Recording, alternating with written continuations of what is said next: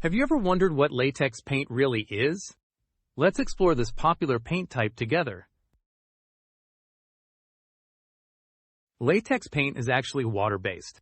Unlike oil-based paints, it uses water as its main solvent. This makes it easier to clean up after painting. It dries quickly, usually within an hour. That means less waiting time between coats.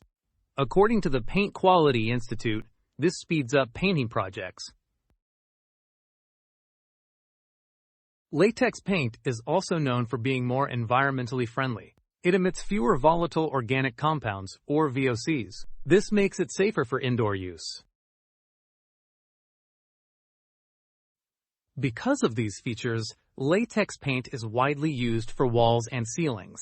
Its durability and ease of use make it a favorite among homeowners and professionals alike. So next time you see a can of latex paint, you'll know why it's so common. It's water-based, quick-drying, and better for the environment. Pretty interesting, right?